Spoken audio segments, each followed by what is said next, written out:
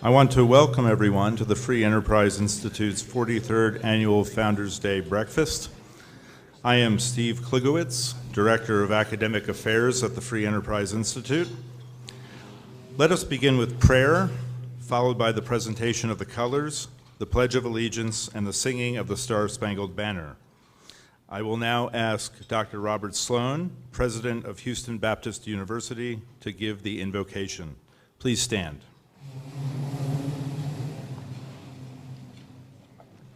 Pray with me, please. Father in heaven, we begin this day by giving you thanks for your great glory. We acknowledge that you alone are King, Creator, Sustainer, and Redeemer of all the earth. We bow before you. We thank you for the responsibilities you've given us as your children, to bear your image, to proclaim your sovereignty throughout all the earth, and to gather up the praises of the earth and offer them back to you. We ask, Father, for your forgiveness. We acknowledge that we have rebelled against your greatness and against your truth, that we have sinned. We thank you for the glorious redemption that we have found through Jesus Christ. We thank you for the hope that is ours, both in this age and in the age to come. We ask that we be great stewards of the responsibilities that you've given us, in keeping with the power of your Spirit and the truth of the gospel. Thank you for this occasion, for the food that we share, for the conversation, for the speakers, for the Free Enterprise Institute, for all the work that it does and that it inspires all of us to do in your name. We offer you our prayers through Christ our Lord. Amen. Up, bow, face.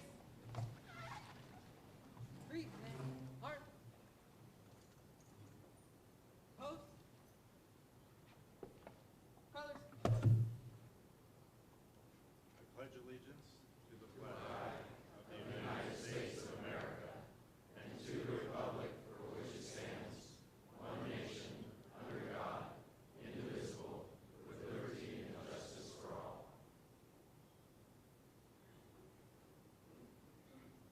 Order. Heart. Center. Face.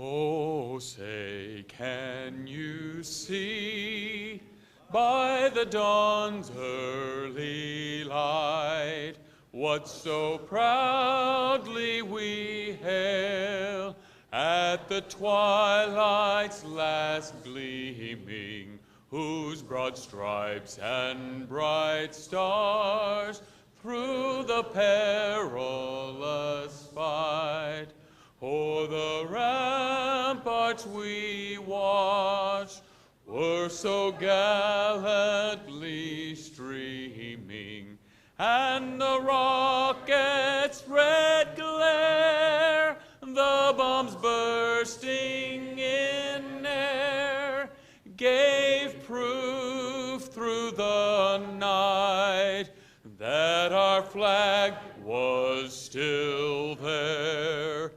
Oh, say, does that star-spangled banner yet wave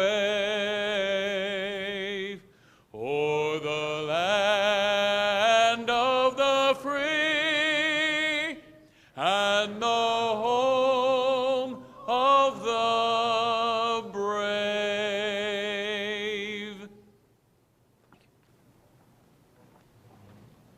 You may be seated.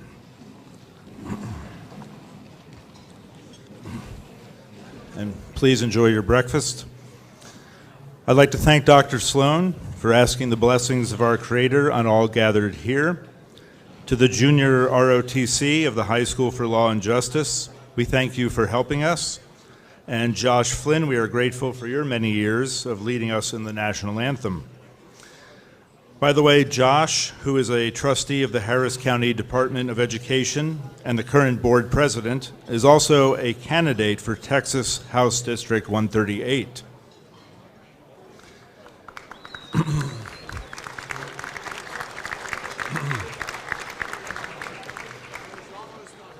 The Free Enterprise Institute was founded in 1976, led by our founding president, Rollins Story, who is joined by Lucy Eisenhower, Bert Watson, Walter Stockard, and Jim Wise. They dedicated the Institute to teaching young people, teachers, professors, and civic leaders about the blessings of a free and virtuous society. And you can look on page 8 of your program to read a fuller history of the Free Enterprise Institute. Among us this morning are students and teachers from area schools, including Western Academy, Magnolia School, St. Thomas Episcopal School, Houston Heights High School, Lutheran South Academy, Lutheran High North. And we have 3 schools in attendance whose students volunteered to help with the breakfast this morning. They helped you find your tables, and they were very pleasant guides, and I'd like to thank those schools, those students, the Constantine School, the Holy House Academy, and St. John the 23rd College Preparatory. The Free Enterprise Institute is committed to excellence in higher learning, and we partner with colleges and faculty that share our commitment, including these institutions that are here today. Houston Baptist University, of course, University of St. Thomas, and the Robert and Janice McNair Centers for Free Enterprise from Houston Baptist University and the University of St. Thomas. You may applaud.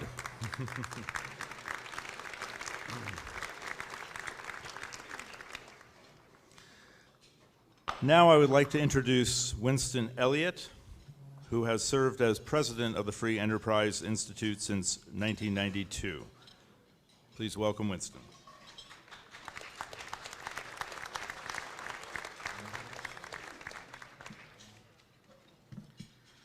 I feel that I would be remiss on this most important of all days if I did not say, "Go Astros." I actually had planned this event this morning that Jose Altuve was going to lead us off, and we had a lower podium, but he was going to hit for power, and unfortunately, he's committed today. Those of you who aren't baseball fans, the Astros are in the World Series. It starts tonight. I was going to wear an Altuve jersey. I thought that would work, but orange didn't seem to fit with the occasion. But maybe now it's going to fit with all occasions as we go forward. In this, our 43rd year, the Free Enterprise Institute continues to teach the principles of free enterprise, constitutional government, public and private virtue, and we continue to do this through our local workshops and conferences for teachers, students, and college and academics. And we do this also through the educational lectures which we deliver throughout the year across the country. Of course, none of this is possible without the support of the donors and friends that we have had for so many years. This is my 28th breakfast as president. I originally got involved with the Institute in 1984. I think Steve mentioned to you that the founders founded the Institute in 1976, the year of our nation's bicentennial. And in about 1984, Rollins Story, who was the founding president, got me involved in the Institute. And then in 1992, I got a call from Bob McNair's office asking me to meet with Mr. McNair to talk about the Free Enterprise Institute. And I remember very distinctly, I had recently sold a company, and Bob was talking to me about the Institute and how we should grow. And I said, that's excellent, but I've just sold a company that I spent years building up, and I'm now playing tennis full-time. Not well, but I was playing. And in the end, of course, Bob McNair said, I would like you to do this job. And so here I am, 27 years, or now 28 breakfasts later.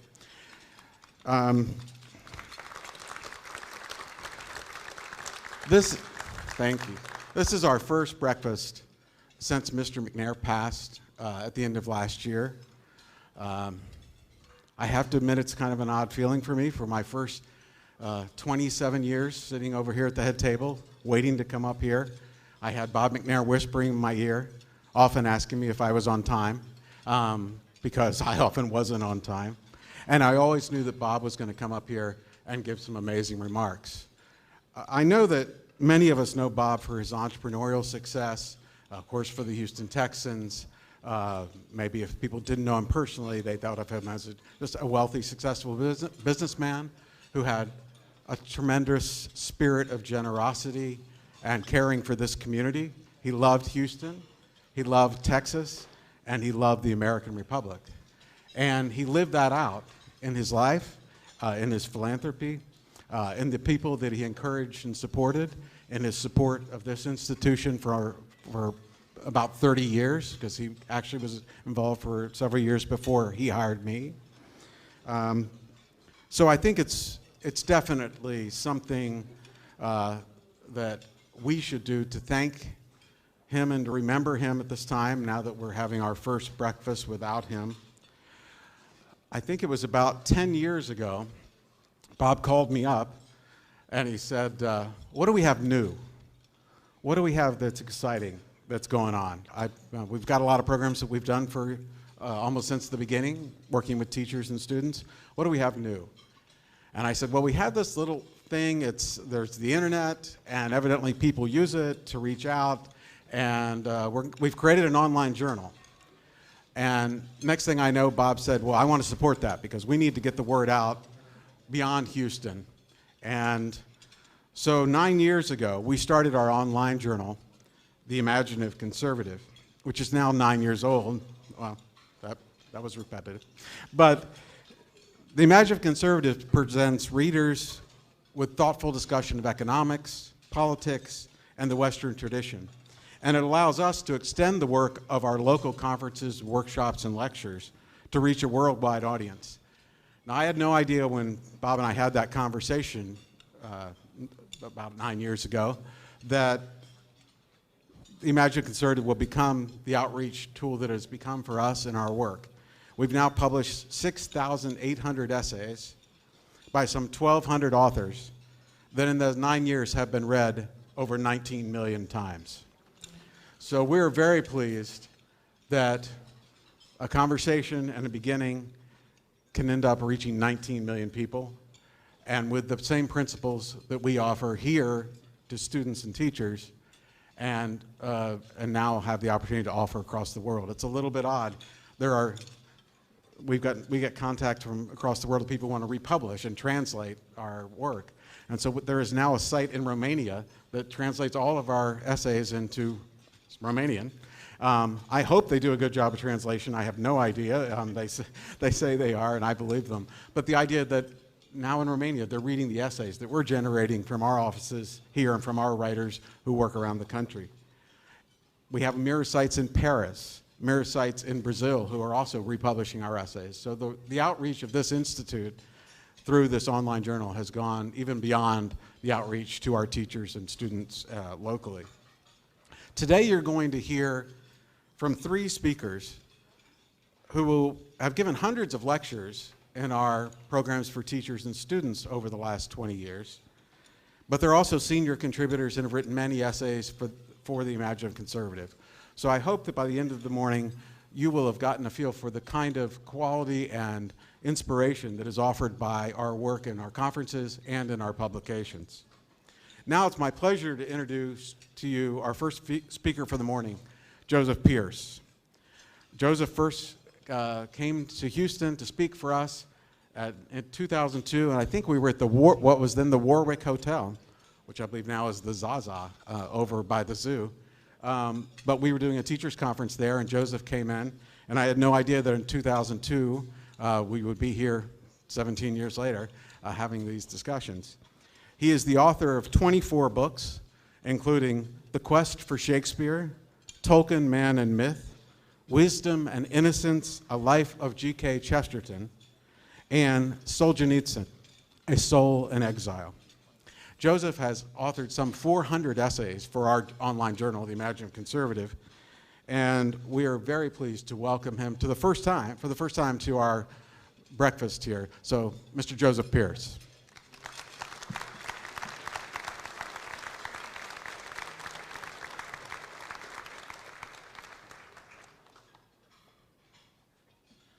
Good morning. It's good to be here in Houston. And if you detect an accent, I just want to make it perfectly clear from the outset, I'm the only person in this room who does not have an accent. But I will do my best to understand you. So this is going to be a very brief talk within the theme of this morning's event, which is, if you like, the heroes and heroines who fought against the tyranny of the Soviet Union and of communism, and that Winston's asked me to speak on one of those heroes, Alexander Solzhenitsyn. Back in 1998, I was honored to go out to his home just outside Moscow to interview him for the research for my book, one of the great moments of my life. But I'd like this morning to give just a brief talk based upon an editorial that I wrote for the St. Austin Review, which is a magazine that I edit, as well as writing for the Imaginative Conservative. I edit a magazine called the St. Austin Review, and this was originally published as an editorial, and I think it's the right sort of length to keep things brief here. The other thing about it, the other reason I wanted to use this is because it's about Winston. Not Winston Eliot, but Winston Smith. And those of you that have read 1984 by George Orwell will know that Winston Smith is the protagonist of that novel. And I want to, in this talk, I want to compare the real-life hero Solzhenitsyn with the fictional hero Winston Smith from 1984. It is over a century since the forces of secular fundamentalism unleashed an anti-Christian pogrom on the people of Russia. Declaring the liberation of man from God, the communists sought to murder the mass, replacing it with mass murder. In the following decades, tens of millions were sacrificed on the altars of atheism, as man, unshackled from the constraints of Christian morality, showed the horrific deadliness of his enlightenment. With perverse and infernal irony, men were slaughtered in the name of man. The seeming omnipotence of man was reinforced by the monolithic state, the political machine with which man crushed men. The man machine shoveled millions of men into death camps, feeding them like fodder to man almighty, the new god of materialism. This was the madness of Marxism, a madness that seemed to sweep the world before it in the first half of the last century. It seemed to be maddeningly charming, sweeping men off their feet and out of their heads. Its kiss was a curse, the kiss of death. In the midst of this Marxist maelstrom, a child was born. His name was Alexander Solzhenitsyn. He was much like any other child of the revolution. He was brainwashed by the man-machine's education program and became a clone of the system. He fought for the machine during the Second World War, idolizing Stalin, the self-styled steel man who was master of the machine. And he witnessed the raping and pillaging of Prussia as part of the Stillman's bloodlustful revenge on the Germans. He then committed the heresy of criticizing the Stillman in a letter to a friend. Denounced as a blasphemer against man, he was sent to prison, where he lost his faith in Almighty Man, and where he discovered for the first time the exiled God. Liberated from the slavery of subservience to a false god, Solzhenitsyn found his freedom whilst in prison. Turning his back on man, he learned to love men. The will made steel had been overthrown by the word made flesh. Later, after almost dying of cancer, he found life in his near-death experience. It was this near-death experience that led to his final conversion to Christianity. In his death was his resurrection. Now, aided by the risen God, he was ready to harrow hell itself. He was only one small man, seemingly powerless against the Soviet system. But aided by the God-man, he was ready to take on the might of the man-machine. Almost single-handedly and almost miraculously, this one man would play a major role in the overthrow of man almighty, at least in its Soviet incarnation. His devastating exposés of the horrors of communism in works such as One Day in the Life of Ivan Denisovich and the monumental Gulag Archipelago undermined the very faith foundations of Marxism. His books and the living example of his courageous resistance against the machine's efforts to crush him served as a beacon of light penetrating to the heart of the darkness. Today, after the machine has ground to a halt and after the statues of the still man have been ignominiously toppled, it is easy to forget the enormity of Solzhenitsyn's achievement. Quite simply, what he did was considered to be impossible. It was beyond belief that one man could defy the communist state and survive.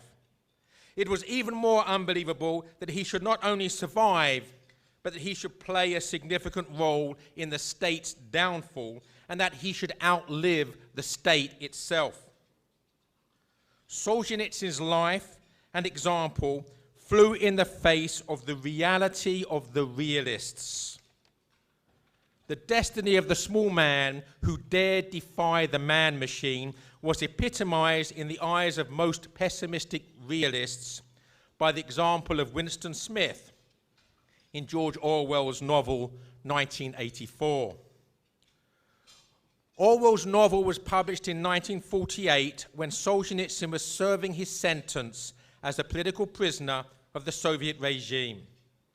As such, the figure of Winston Smith can be seen as being not merely a figure of every man in his alienation from the man-machine, also known as Big Brother, but as an unwitting figure of Solzhenitsyn himself. According to the realistic view, Winston Smith would not only be crushed by the machine, he would also betray every ideal and everything he loved in abject surrender to the almighty state. The triumph of Big Brother was inevitable. It was preordained. It was fate, and to deny and defy fate was fatal and futile. The fact is that Orwell had failed to shake off the Hegelian determinism of his Marxist past. He had long since become disillusioned with Marxism, but still believed that the forces of history were immutable and the triumph of the man-machine inevitable. Orwell still believed, like his former comrades, that the man-machine was omnipotent. He only differed from them to the extent that he hated the omnipotent God, whereas they admired it. Solzhenitsyn, on the other hand, did not believe that the machine was a god, but merely a dragon or a demon, a manifestation of evil. He did not believe in fate, but in freedom, the freedom of the will and its responsibility to serve the truth. Fate was a figment of the imagination, but the dragon was real. Furthermore, it was the duty of the good man to fight the dragon, even unto death if necessary. Solzhenitsyn fought the dragon, even though it was thousands of times bigger than he was, and even though it breathed fire and killed millions of people. He fought it because in conscience he could do nothing else. In doing so, he proved that faith, not fate, is the final victor. Faith can move mountains. It can move machines that were thought to be gods. It can move and remove Big Brother. Solzhenitsyn has rewritten George Orwell's novel using the facts of his life as his pen. He represents the victory of Winston Smith. And that's not all. He is also living proof that St. George slays the dragon, that David slays Goliath, and that Jack slays the giant. The saints are alive. The Bible is true. And fairy stories are more real than so-called realistic novels. Truth is not only stranger than fiction, it has a happier ending. Thank you.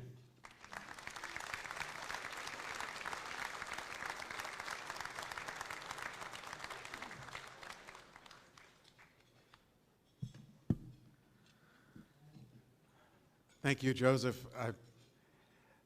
I think you could see why Joseph is a very popular speaker in our programs and also has a great power in his words, which come across in our publications. And I appreciate the opportunity to have you here with us today and to have Solzhenitsyn honored today. And we do have Joseph's book, his biography of Solzhenitsyn, from his interviews with Solzhenitsyn out on the book table. It is part of our theme for today to talk about the heroes of freedom, and Joseph certainly just did with Alexander Solzhenitsyn, but I think we also want to recognize the heroes that we have in our midst, both the many young students we have with us. We're very glad to have so many schools represented, the heroes to be, the donors and friends and supporters of this organization who are helping them to learn the lessons of freedom. And also the people who I'm very proud to say are the people who have stood up to serve the Republic. We have folks in this room like Judge Edith Jones, good friend of our institution and a very important and wise judge in my view. We have Jack Cagle, who came through the program of our student programs back when he was in high school. And Jack, that was a long time ago, but still, you have remembered the lessons of freedom and now serve as Harris County Commissioner.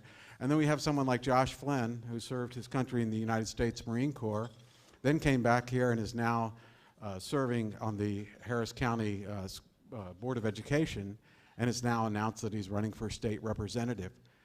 I think it's important that these folks be recognized because we live in a time when one of our particular goals is to teach public virtue, the idea of serving the Republic and the state and the city that we live in. And quite often, today it seems to be a cynical view. In Plato's Meno, they're talking about virtue, and Socrates asks Meno, what is virtue? And Meno's answer is public virtue is helping your friends, harming your enemies, and making sure everything that is good happens to yourself. I was leading a class, matter of fact, 3 classes at Houston Baptist University a few weeks ago in the Honors College, and I had the students read that out loud. Harm your friends, help your enemies, and basically take care of yourself. Harm your enemies, help your friends, and take care of yourself, which is much more shocking when you say it correctly. And I actually found it very difficult. These are very good students, students of clearly of character and serious students, and I found it very difficult to get them upset about the idea, which I was trying to work them up a little bit, about the idea that someone seeking public office would have their goal to be to harm their enemies, help their friends, and serve themselves. That's not the definition of public virtue, is it? That's not what Edith Jones does. It's not what Jack Cagle does. It's not what Ted Cruz, who's on our board, does. It's not what Josh Flynn does. I think we have to hold these goals much higher. And we have to try to help students understand that saying that public virtue is to merely harm your enemies, help your friends, and take care of yourself, that is not good. So if we can remember Solzhenitsyn, if we can remember the heroes, both even in our own communities, who are willing to make sacrifices and service for the good of freedom, in our case, for the good of the Republic, for the good of the state of Texas, that has value. So I thank you, Joseph, for your reminding us of what a hero of freedom is. And now it's my great pleasure to introduce to you Dr. Brad Birzer. Brad Birzer, when I first met Brad, he was recommended to me. He spoke for us at first time in 1995. He was still a grad student. He had no gray hair at that point. And I did not know that in 1995 we'd be beginning a relationship that would carry on this way for so long. We have had the wonderful pleasure of having Brad give hundreds of lectures in our programs for teachers and students. He's also a member of our Board of Trustees, and he's chairman of our Academic Advisory Board. He holds the Russell Amos Kirk Chair in History at Hillsdale College and is a fellow of the Ronald Reagan Presidential Library. Brad is the author of 7 books, including In Defense of Andrew Jackson, Russell Kirk, American Conservative, and J.R.R. Tolkien's Sanctifying Myth, Understanding Middle-earth. Brad has also authored some 650 essays for our online journal. So we said earlier there's 6,800, almost 10% of them written by Brad Birzer over the last 9 years. So he's been very committed to our outreach online. And so it is my pleasure to introduce my friend, the friend of this institute, Dr. Brad Birzer.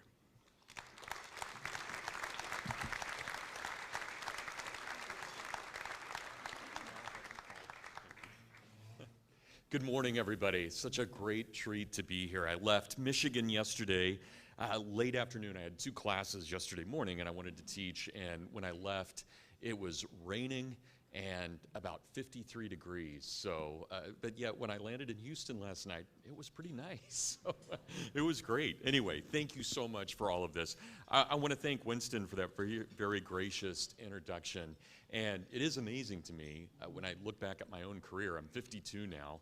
And I have been at Hillsdale College for 20 years, but I've been affiliated with the Free Enterprise Institute for 24. I mean, these are my 2 great institutional loves. So, and I calculated quickly in my head, we have this online journal that reaches anywhere from 10 to 20,000 people a day. And in that online journal, I've written almost 1 million words over the last 9 years. I think that's a disease. But it's a good one to have. So I'm very, very glad to be here. I really can't imagine my career or my profession or any of my works at all without Winston and the Free Enterprise Institute. So I want to begin by thanking the Free Enterprise Institute and Winston and Steve and Eileen and LaDawn and Connor for everything they've done. It's great to be a part of this. And I can say that in the other travels that I've had, Winston mentioned that we have this following in Romania. We also have followings, I think he mentioned, in Brazil, in Denmark, and in Poland, which is pretty amazing. I mean, there's actually a school of thought in Denmark called the Imaginative Conservative that's named after Winston's website. That's pretty stunning to think about that. And we're rivaling now National Review and some of the other big conservative publications.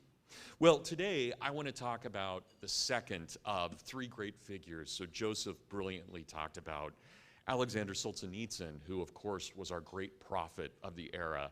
We also had a great priest, John Paul II, and I would like to talk about the third, the great king, Ronald Reagan. And I use these terms not lightly. I really do believe that in 1989 we were given a priest, a prophet, and a king. Never could we have all 3 offices in one. That can only happen twice, right? Once with Melchizedek and once with Christ. But we're not going to have that again, but we can see those offices distributed in a variety of different ways. And when I think about someone like Ronald Reagan, our 40th president of the United States, president from 1981 to 1989, I am always reminded of what it means to be an American. I was in 7th grade when Ronald Reagan was elected president, and I was a senior in college when the wall came down. I was very much a child of the 1980s, and Ronald Reagan was always my hero. I will never, ever forget the kind of heroism that he inspired, not only for me, but my friends as well. We all recognized that we were living in the midst of greatness. We knew that. And of course, Reagan carried that off so beautifully, not because he thought he was great, but because he thought he had purpose. And what a difference. Right? Not someone who was full of himself, but someone who realized that he should make others full of themselves in the sense of actually working towards some goal. So when I think of the best of America, I think of liberty, I think of thoughtfulness, but I also think of this great character that Ronald Reagan had, and yet he did it with humility. He had audacity. This audacity to challenge what was wrong. So much of what Winston just talked about from the Meno and from what we saw with Socrates. Do we challenge what is wrong? Do we live with Socrates and say that we are willing to hate what ought to be hated and to love what ought to be loved?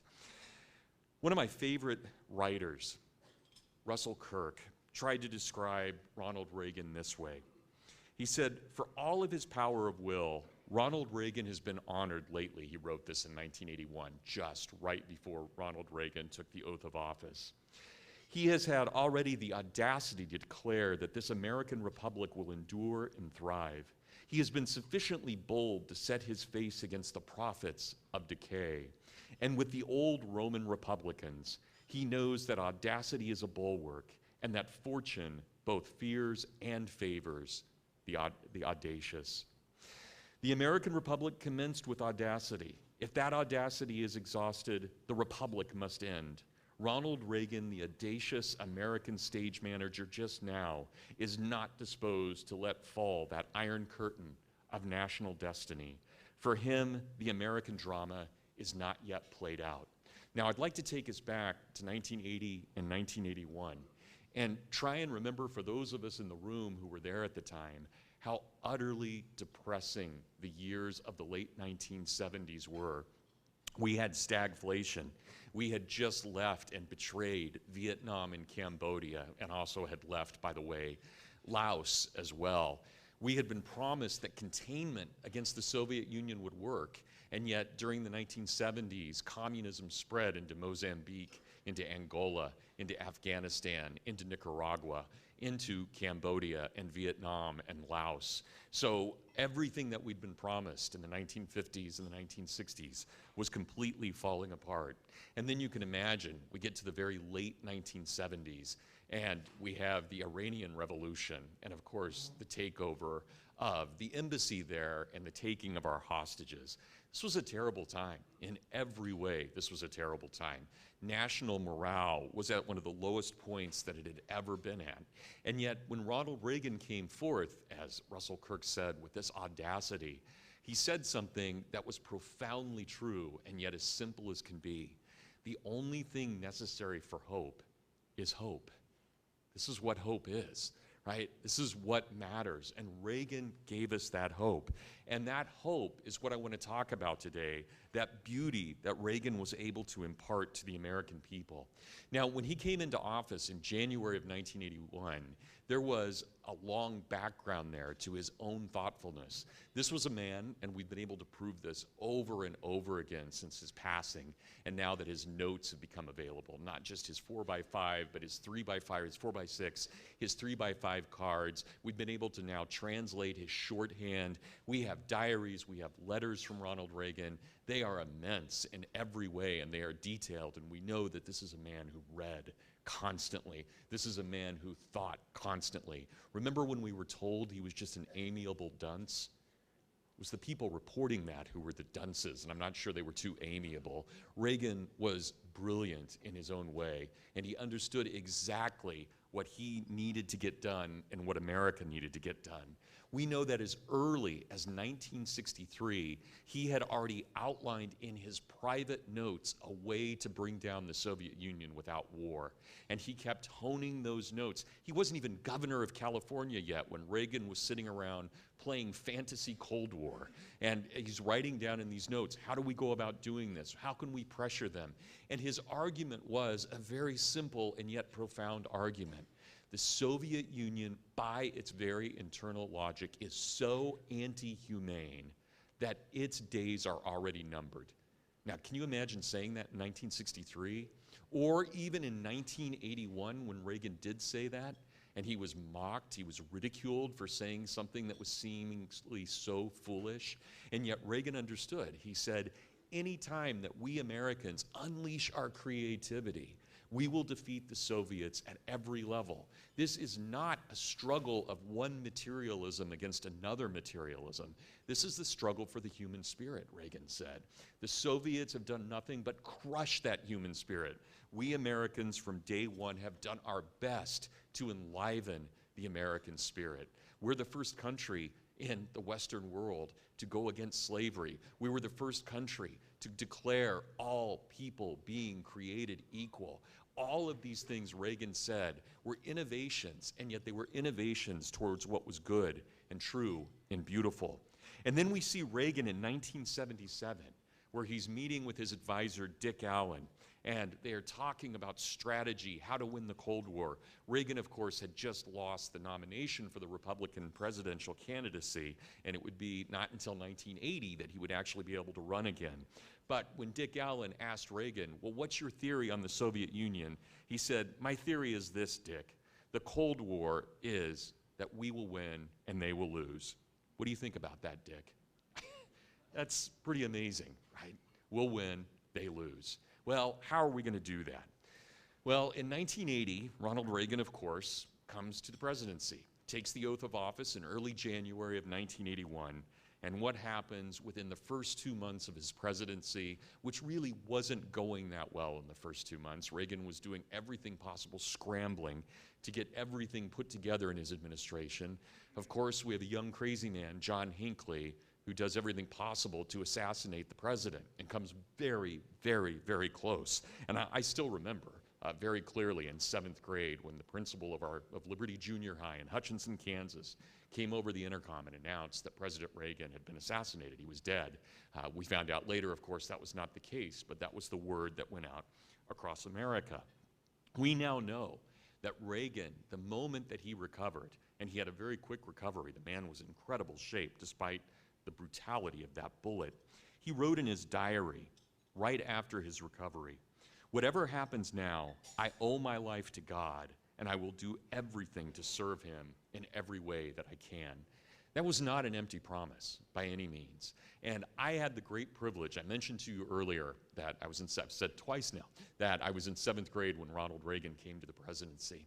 My oldest brother, Kevin, graduated from the University of Notre Dame that spring. So he was 22 at the time. He was graduating, and Ronald Reagan was asked to give the graduation address. March 17th, 1981. This was the very first time Reagan had appeared in public and had given a public address after the assassination attempt. I remember, even as a kid, seeing him on stage. He looked huge. Later, I found out because he was wearing full body armor in his chest, and obviously, that was one reason he looked so great. But any of you who've studied Reagan, and I don't mean to make this sound inappropriate, but Reagan worked out so much after the bullet that from ages 71 to 73, he added 2 inches of muscle to his chest. That's pretty good. I'm not sure I could do that at 52. Let's hope I can do that at 71. So anyway, Reagan was incredible about this. And the speech that he gave, and I will never forget it, this was one of the great kind of political moments of my life. The speech that he gave was a tour de force in which he told us, and I will only read 2 quotes from it, but he told us exactly what does it mean to have hope. And this is what he said. He said, we need you. We need your youth. We need your strength. We need your idealism to help make all that is right, that is wrong. Now, I know that at this period in your life, you have been and are critically thinking about the mores and customs of the past, and you're questioning their values. Every generation does this. But may I suggest that you don't discard the time-tested values upon which civilization was built simply because they are old. It's good advice. And then he says, I promise you, now remember, 1981, the years ahead are great ones for this country, for the cause of freedom and the spread of civilization. The West will no longer contain communism. It will transcend communism. It won't bother to denounce it. It will dismiss it as some bizarre aberration and chapter in human history whose last pages are even now being written. Well, that was Reagan's very first pronouncement against the Soviet Union during his presidency. And those were powerful 10 words that changed the foreign policy of America, because up to that point, everything that the United States had done against the Soviets from 1946 forward had been materialist containment against materialist containment. And Reagan identified exactly what needed to be done. We must challenge them not at the level of material things, but at the spiritual level. We must show them that we have a God, that we have law, and that our society is based on creativity, goodness, truth, and beauty. And I'm not going to tell the story. Barbara Elliott can tell this story so beautifully, and I will let her tell the story. But I can't end without us thanking God for Ronald Reagan, one of, I think, the 3 greatest presidents that we have had in American history. He was absolutely the right man at the right time, who did the right thing when the right thing absolutely needed to be done, but was not easy to do at all. Reagan was that great figure. I want to thank you all for having me speak today. I want to thank you all for supporting the Free Enterprise Institute, for supporting Winston and ideas that we have here, like those of Ronald Reagan. And I would now like to turn it over to Barbara Elliott, who will give our final, or to Steve. Thank you.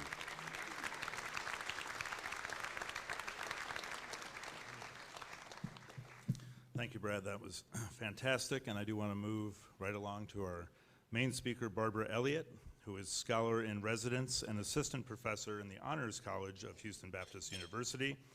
She is the author of 5 books, including Street Saints, Renewing America's Cities. Barbara founded the Work Faith Connection, which has now transitioned more than 5,000 people from prison, homelessness, and unemployment into a new job and new life. Barbara also served President Ronald Reagan in the White House and then reported television news from Europe for PBS. Later, Barbara interviewed more than 100 people behind the Iron Curtain to find out what led to the fall of the Berlin Wall in 1989. Her book, Candles Behind the Wall, Heroes of the Peaceful Revolution That Shattered Communism, reveals that this was no ordinary revolution. And by the way, a new edition of Candles Behind the Wall will be coming out soon. And if you would like to sign up to be notified when the book is available, there's a form at our book table where you can put your name down and be notified. And also on your tables, there's a form. So you don't even have to go to the book table, and you'll be notified when Candles comes out in this great new edition. As the Berlin Wall fell, Barbara launched a private initiative to help people fleeing communism. For these efforts and her outreach to America's homeless, Barbara received the Eleanor Roosevelt Award for Human Rights from President George W. Bush in 2001. Please welcome Barbara Elliott.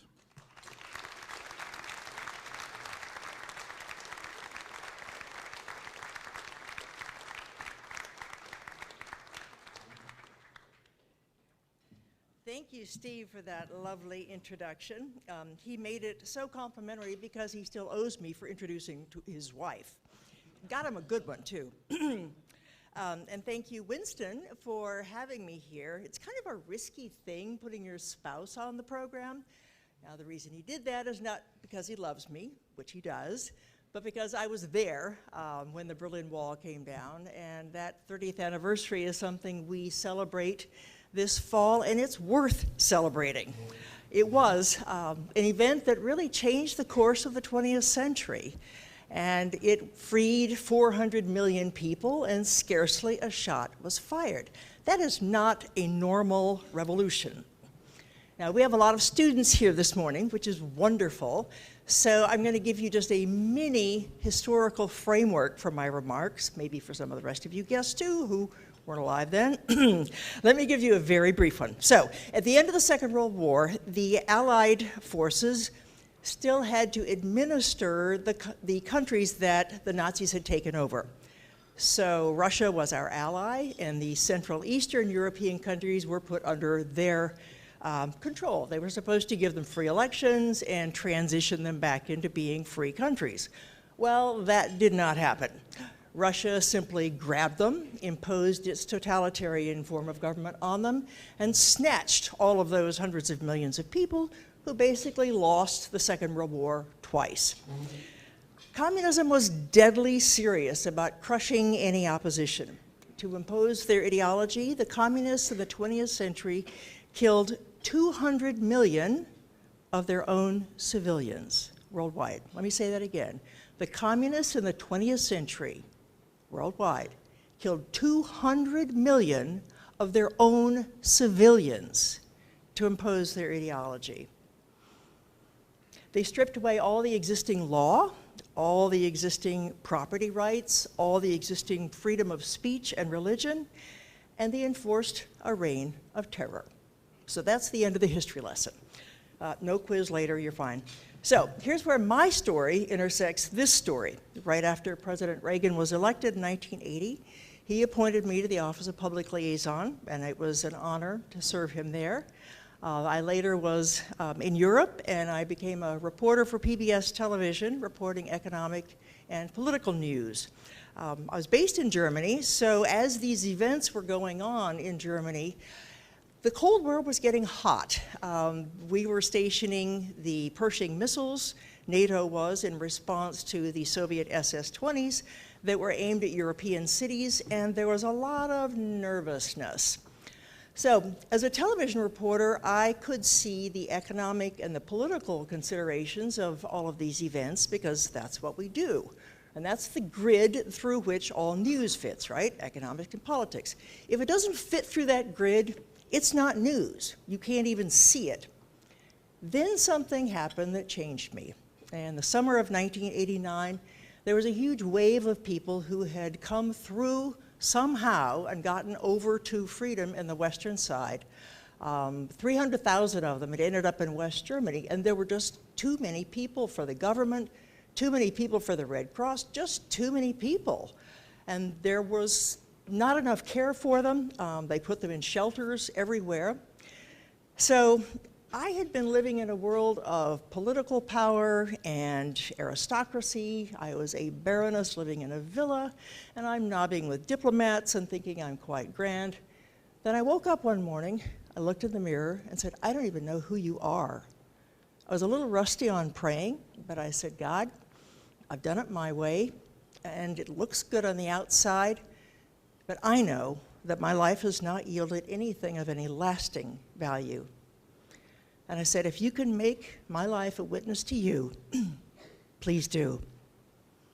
So he met me there, and he started remaking me. There was a lot of work to be done. I'm still a work in progress. But he began to show me that life could be different. I read a lot of scripture. I was discipled by some really wonderful women. So 2 years later, I'm all soaked in scripture. I'm all prayed up, and I'm saying, okay, Lord, now what do you want me to do? And he gave me an answer I was not expecting. Refugees. Refugees, I'm thinking. I don't know how to do refugees. I do dinner parties. I did not say that to God. So I obeyed. I went to shelters near us in Cologne, Germany, with one friend and began reaching out to the people there. I mean, there were people there who had dodged bullets, swum rivers, carried their children on their shoulders, and had gotten to freedom in the West. They needed doctors. They needed a place to live. They needed jobs. I tutored their children. I took a family home with me. A lot of other people did the same. But about the time the Berlin Wall opened, then there's a huge wave of people, even more than that. So millions and millions of people coming over to our side.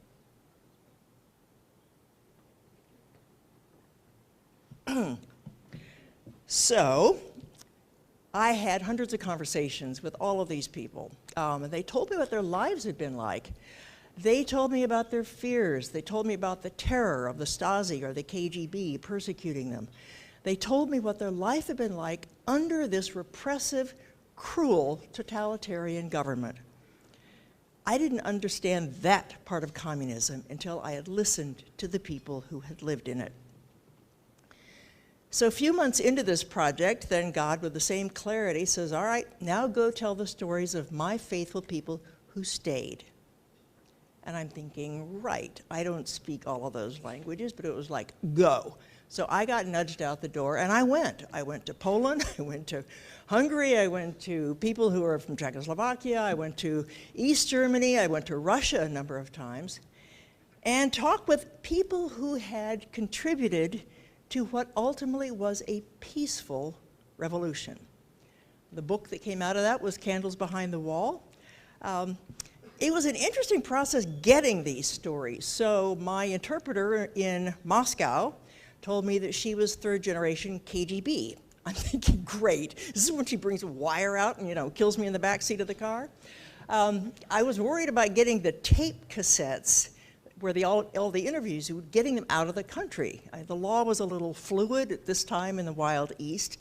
So I stuffed them into my suitcase and I prayed, okay, Lord, you have made blind eyes see, now make seeing eyes blind. So the customs agent opens my suitcase, rummages around, jumps on a little jewel box, just a few pieces of jewelry, says, aha, we have caught you smuggling. Opens it up and chews it and bangs it on, realizes it's just costume jewelry, nothing valuable. So in disgust, he flings it back in the suitcase and waves me through. That worked so well. I did that every single trip. And every time, it's a different guy who falls for the same thing. It was wonderful. So after several hundred conversations with people from the East Bloc, I discovered that this was a revolution of the spirit. That didn't fit through my grid at all. Economics, politics, right? It doesn't fit. And I couldn't have seen it unless I had seen the people who had lived it. Now, at that time, everybody is reporting Ronald Reagan and Margaret Thatcher and Mikhail Gorbachev. Those were the heroes in this story. Later, a few of them added in the Pope. But at this time, nobody was looking at this other dimension, this revolution of the spirit, but at the grassroots level. There were people there who, because of their faith in God, were willing to stand up and simply burn with the truth, burn with their faith. They were like candles. Their light, the light of their convictions, would then ignite somebody else and give them the courage to stand up too. And as one candle lit another, the darkness began to recede. I discovered that this was a conflict in the realm of the spirit. I couldn't have seen it before, and I nearly missed it. Almost everybody else missed it too. But I discovered that there were amazing, courageous people who, at a moment of crisis, simply stood up. So, example like Shirin Aidosova. So during the attempted coup in Russia in 1991, the tanks are rolling into Moscow, and the fledgling democracy is in their White House, the building where the parliament met, and the tanks are rolling up. She goes up to one of the tanks and bangs on the side of it. Bam, bam, bam, bam, bam. And the driver of the tank pops at top of it. What? She hands him a Bible. And she says, it says here not to kill. Are you going to kill me? And she puts herself right in front of his tank. Well, no, at that moment he wasn't going to kill her.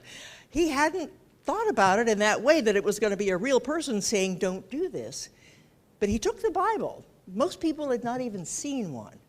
She joined a number of people, 4 of them that I talked to, who took a shipment of Bibles they had just gotten the night before from the American Bible Society. Go figure. They loaded up crates, and all of them spread out and gave Bibles to the tank drivers, one at a time, and engaged them in a conversation, and begged them not to shoot their people, their own people. And in the end, those tank drivers refused the orders to roll over these people who would then form a human chain all around the White House.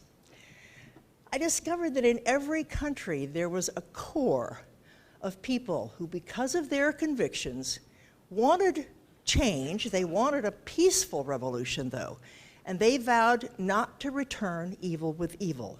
And as they spoke the truth of Christ into what Solzhenitsyn called the culture of the lie, the darkness receded. Let me tell you about another one of these candles that I discovered. Rudiger Knechtel was a border guard in East Germany, right after the Berlin Wall was built in 1961. The next year, the first person was shot trying to get across it. So Rudiger is stationed right there on that spot where that person had been shot. And people could see across from the western side, so they'd yell over to him, "Hey, did you shoot him?" And he'd look around and he'd go, "No, I wouldn't shoot him." But he had to think about that. Would he actually shoot one of his countrymen trying to make a break to go over to freedom in the West? And he wrestled with himself and finally decided, no, I'm not going to shoot my countrymen. So he talks to the other guys in his unit. They're all 19 years old, right? They all got drafted. And they had this conversation and finally said, no, this is wrong. So they agreed that they are all going to shoot to miss or just not shoot at all. Well, he thinks this is such a splendid idea that he puts a note in a milk bottle, tosses it across the side to the west, asking them to drop leaflets all along the border, asking all of the East German soldiers not to shoot. Well, that did not go unnoticed. The authorities came, picked him up, picked up the other men in his company. All of them got a kind of a mock trial, and they all went to prison for 2 years. Rudiger, in that time, had a wife who was being visited by the Stasi, who convinced her to divorce him while he's in prison. They told his son that his father was a criminal, a terrible man, he should never have anything to do with him. So when Rudiger gets out 2 years later, he's lost his wife and his son, the two people who mattered most to him, and he has nothing. The price of doing the right thing was sometimes very high. I'll put this here. There were people like Rudiger all over the East Bloc countries who simply, at a moment of crisis, stood up. Sometimes there were a lot of them. There were rebellions in East Germany and Poland in 1954, in Hungary in 1956, and in Czechoslovakia in 1968. And every one of them ended with tanks and bullets and thousands of people being put in prison. President Reagan resisted communism with every fiber of his being. Thank you, Brad, for the things that you said about him. He threw down the gauntlet and said early in his presidency that communism would end on the ash heap of history. He resisted communism at three levels, the military, the political, but also the moral and spiritual. He knew that America needed to bargain from a position of strength, so he authorized the expenditures for weapons, but he also negotiated arms reduction. He had, however, a real sense of the moral aspect of communism, and when he called it the evil empire, all the sophisticated Europeans kind of laughed. The dissidents who were in prison in Russia cheered when they heard him say that because they knew that he was absolutely speaking the truth. And they particularly loved it when he said, "Mr. Gorbachev, tear down this wall." People on both sides of it cheered that day. Let me tell you about another one of my favorite candles who cheered for Reagan that day. Alexander Ogorodnikov was a student of cinematography, and when he was making a film about Christians who worshiped in the woods so they would not be persecuted by the KGB, he got tossed out of the university because that was an unacceptable subject for a Soviet university. He started a group called the Christian Seminar. He gathered a number of Russian Orthodox intellectuals, and they together wanted to live their faith authentically. They really resented the fact that the Orthodox Church had been capped in what it was able to do in terms of bringing their faith into the society. Alexander said it was like having to leave your faith like a piece of luggage at the door of the church when you walked out. Charitable works were forbidden. Going into prisons as a chaplain was forbidden. All of the kinds of things that we take for granted, educating children in the faith, all of those were forbidden. Well, Alexander and those in the Christian seminar wanted to change that. So he goes from city to city encouraging people, and of course the KGB begins to take an interest in him. And they told him to stop, and he said, I will not. So he learns spycraft. He goes underground. And he teaches the other leaders of the Christian seminar as well. So they learn to slip a letter with a deft move under a cushion, or put a slash of lipstick on a wall to indicate a pickup point for things. They learned really to communicate with each other in different cities like spies do, except, oh, they're spies for the Lord. Wonderful. He had this kind of ebullient personality that simply would not take no for an answer. And when the KGB told him they would give him a passport to leave for Switzerland, just shut up and get out, they said, he said no. So he met with his friends. They debated this back and forth and said, no, you need to leave. And he said, I must live my faith with my flesh and blood as a witness for Christ. Pardon me for these lofty words, but I must do this for him. Well, they had tears rolling down their face because they knew what this meant. The KGB did, in fact, pick him up. They put him in prison where he was beaten, where he was starved, where they put him into a freezing prison cell with very little clothing. He was so hungry at one point, he said he had hallucinations of plucking his eyeballs out and eating them. When he would pray, the prison guards would scream at him not to, and then he would continue praying. So they pumped human excrement into his prison cell, so he had nowhere to lie down to sleep. One day, Alexander had been transported to a prison across the way on the eastern side of the Soviet Union. And he wore a cross, and one of the prison guards wanted to make an example of him. So 2,000 prisoners are called out into their yard. And this prison guard calls him up and says, you, come here. He says, take off your cross. And Alexander says very politely, no, this is the symbol of my faith, and I must obey the Lord more than man. And the guard says, take off your cross. And he smacks him across the face. And Alexander says, I am no one, but I am a son of the Lord, and he will not be humiliated. So if you are against me, you are against him. I warn you. So with that, the guard began beating him, raining down blows. Alexander hangs onto the cross. Well, they dragged him off into a cell block where 5 men then began hailing down blows on him. And as he is praying out loud, the guard that had started this with him says, you don't pray to your Lord, you pray to me. I am your Lord. Unable to get this cross any other way, Alexander at this point puts it in his mouth. They're pounding him. They then sprayed a kind of a spray in the room to get him to choke it out. They hadn't thought about the fact that they were in that room too, so pretty soon they're all choking. He hangs on to the cross.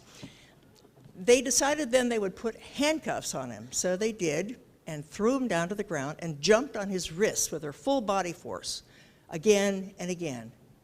He passed out from the pain.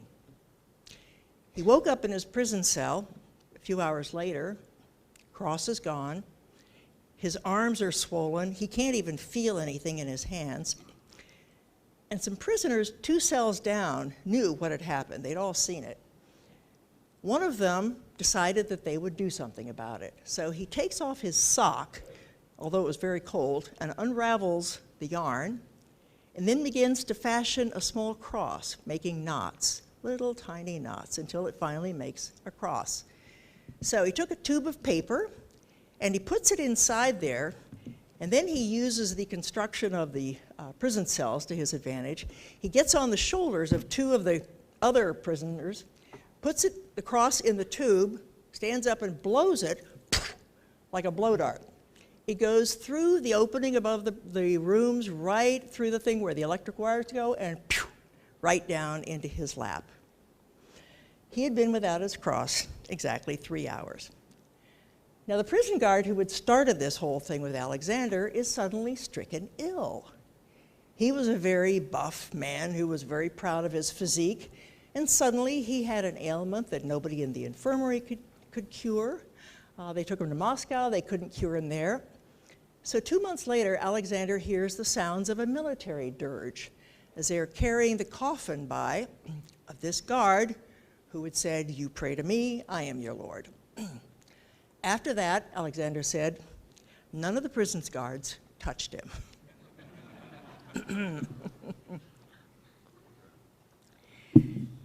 The Soviet Union tried to impose its rule with fear and terror. They threatened critics with prison or death, and that's why I am so surprised to hear that so many young people today are thinking that socialism or communism would be a good thing for America. They really need to look at the record, where it's been put into practice. Communism only works with force. That's the part that young people today need to know. The history of socialism and communism is written in blood. Whittaker Chambers was a communist, but he had a change of heart and emerged to tell his story in a book called Witness. I really recommend it. If you'd like to read that, find out about it. Anybody who thinks America needs communism should see what he said. He said there are two faiths that have been on trial in the 20th century, faith in God and faith in man. Communism is a vision of man without God. Anatoly Rudenko was a brilliant student of economics at a Russian university. He was told to join the Komsomol. It's a group for young people, students. The only problem is you have to swear allegiance to the Communist Party, and Anatoly had become a Christian, so he said he could not. Now, he wasn't just a Christian, he was a Baptist, and that was being like a cockroach in Russia. No kidding. I mean, they had no sense of humor about Baptists whatsoever. I can say that because I work at a Baptist university. Come on.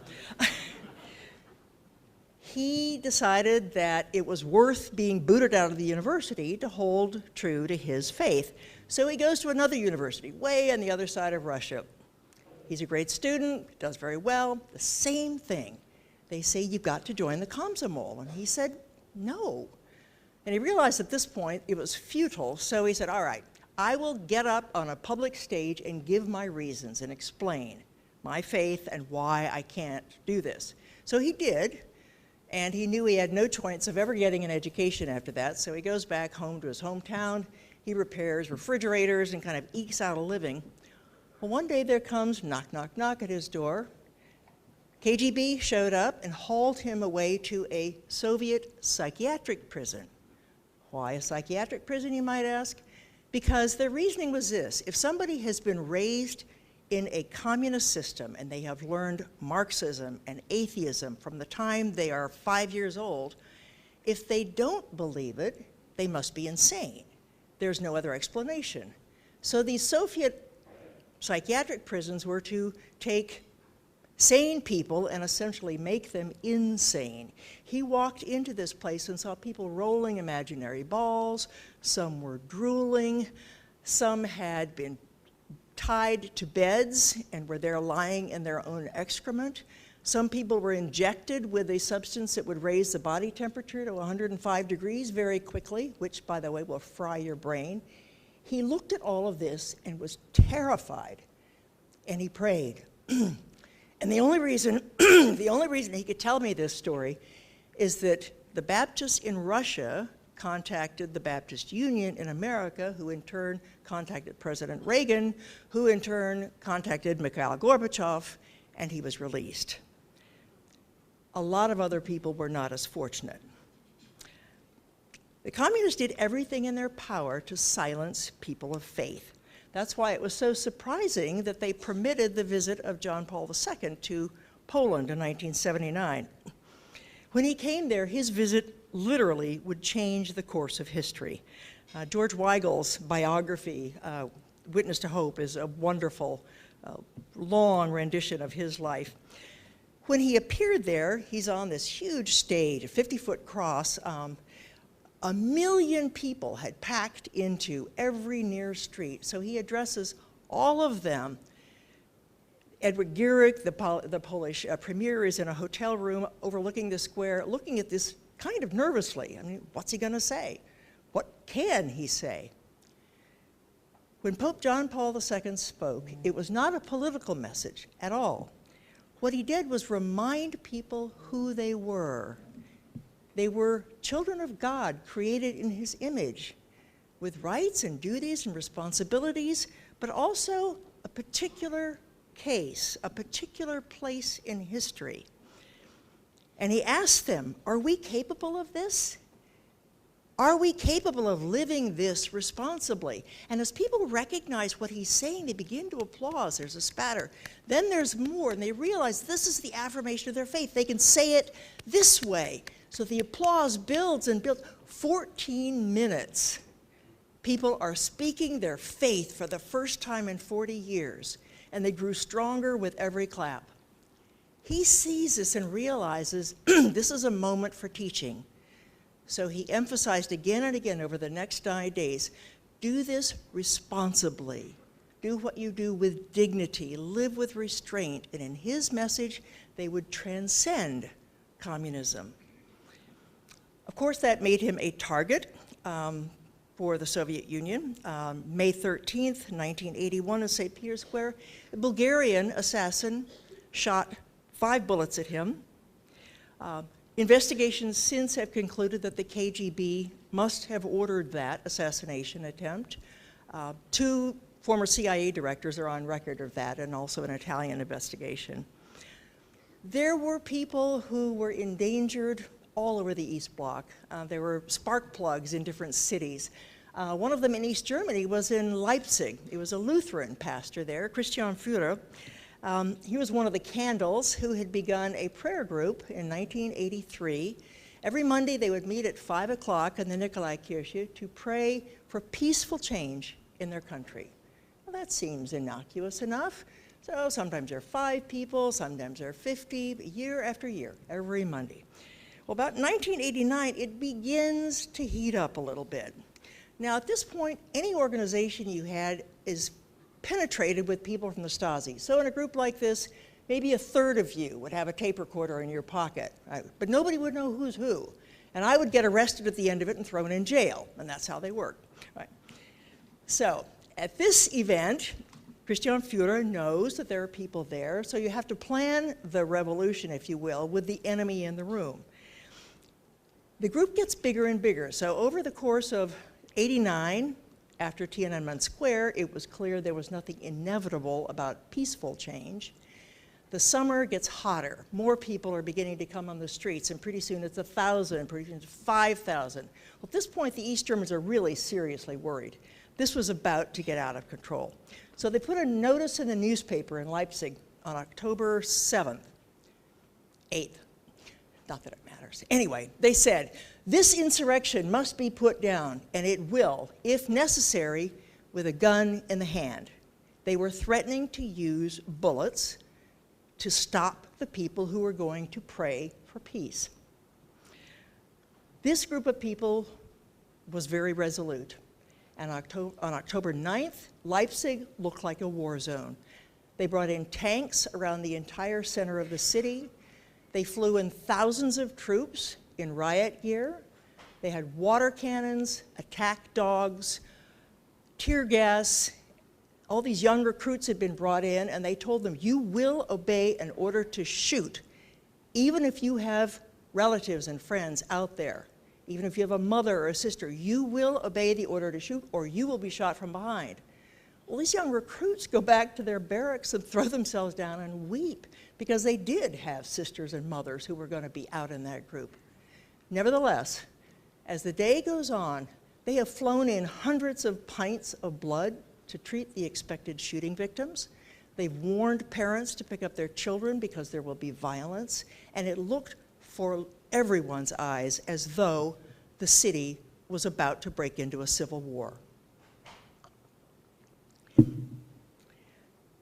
Everyone was afraid. Christian Führer was getting calls all afternoon saying, "Stop, this is going to end in bloodshed, and you're going to be the person who is responsible for it." In the meantime, thousands of people are on the streets of Leipzig, ashen-faced, really seriously worried, legitimately worried. 70,000 people that evening came all through the streets of Leipzig. All the churches were filled to overflowing, and everybody was terrified. Christian Führer began it on time, and he told them, "Blessed are the peacemakers." They began with a story that told people of peace having an effect and facing down the enemy. And as they are talking to the people there, they're thinking, "Oh my God, I'm not born to be a martyr, am I?" And he addresses that. He said, "Not everyone is. But for those of you who go out into the street, do know that you may have the future of your country in your hand, depending on the way you respond tonight." And then he said something interesting happened as he gave the blessing, the benediction for people to go. He said it was like the time that the Holy Spirit fell on the family of Cornelius in the book of Acts. The Spirit of the Holy Spirit fell and enveloped people there and gave them a sense of purpose and peace. They grabbed each other's elbows.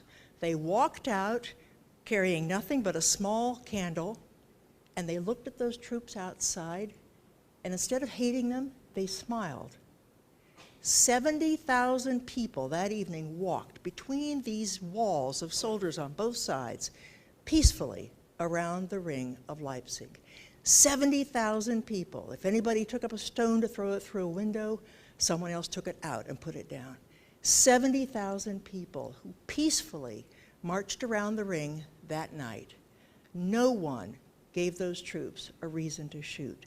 Not one person threw a rock through a window. Not one person knocked off the cap of one of those soldiers. And at the end of the evening, the forces of peace had won.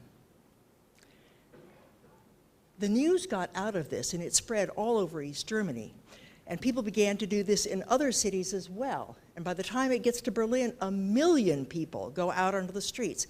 But disciplined, they did not give a provocation to shoot. At this point, the East German leaders realized he had totally lost control. Erich Honecker resigns. The people were speaking with their feet, and they were negotiating with the signs that they were carrying. On November 9th in Leipzig, as 1 million people are on their feet in Berlin, this time in Leipzig, they do a march to commemorate Kristallnacht, the night of violence against the Jews at the beginning of the Second World War.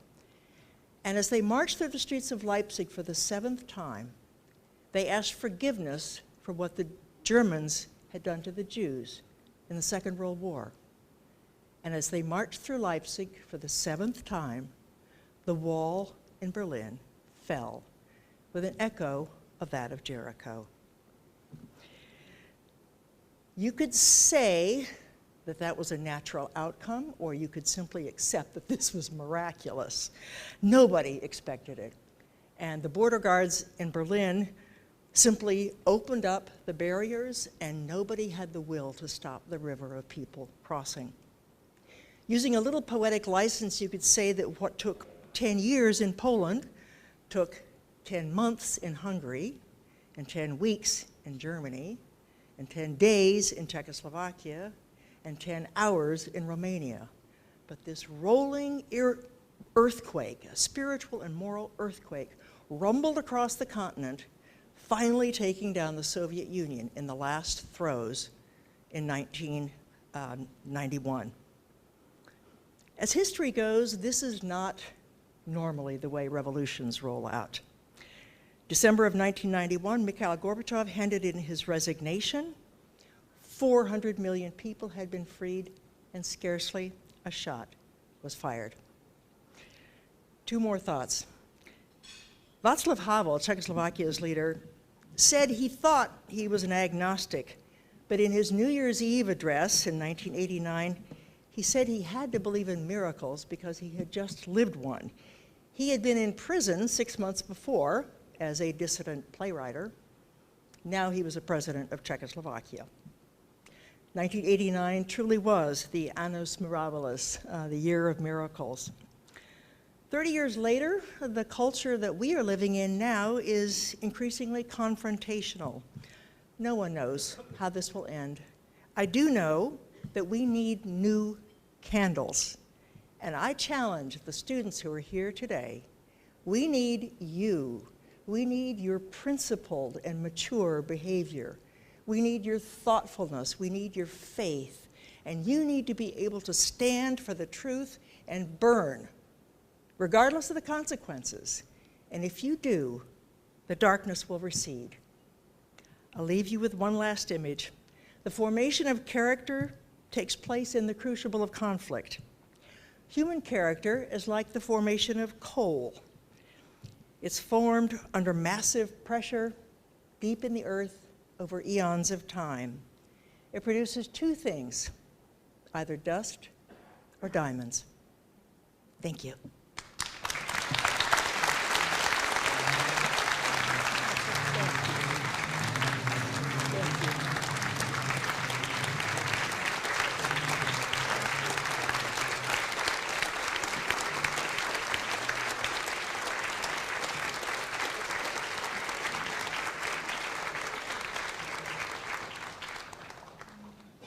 Well, we are almost done, everyone. That was an absolutely beautiful speech from Barbara. Thank you so much for that. So as we come to our close, and we will ask Father Simeon Keys to come up in just a moment to lead us in our concluding prayer, I hope that you'll take a chance to look at the donor pledge card that you have in your program.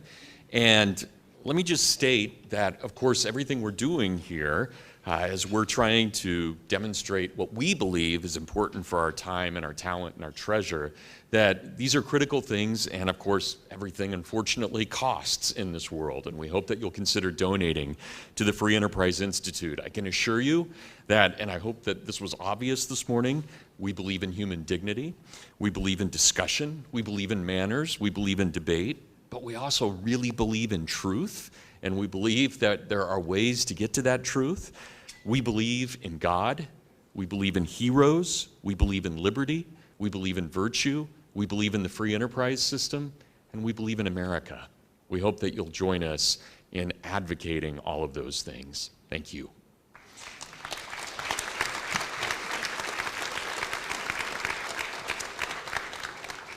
For our concluding prayer, I would like to call up Father Simeon Keys of St. Paul Orthodox Church.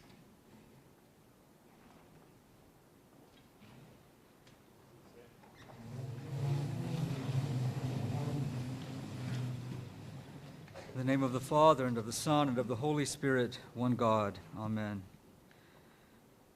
O Lord our God, calling to remembrance all of those who have been killed as passion bearers in a Christ-like manner, and who have been martyred while under the communist yoke, we ask that you teach us the mystery of what it means for the precious and life-giving cross to be a weapon of peace and a trophy invincible.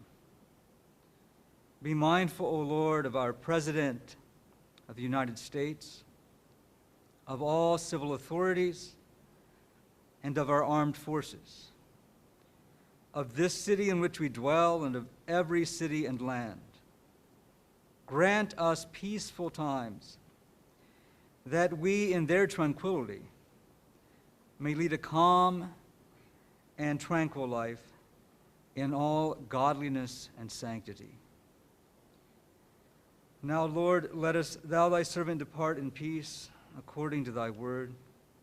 For mine eyes have seen thy salvation, which thou hast prepared before the face of all people, a light to enlighten the Gentiles, and the glory of thy people Israel.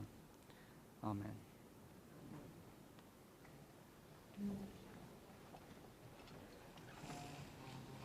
Thank you very much. Have a safe trip to work or to home, wherever you may be. Thank you for being with us.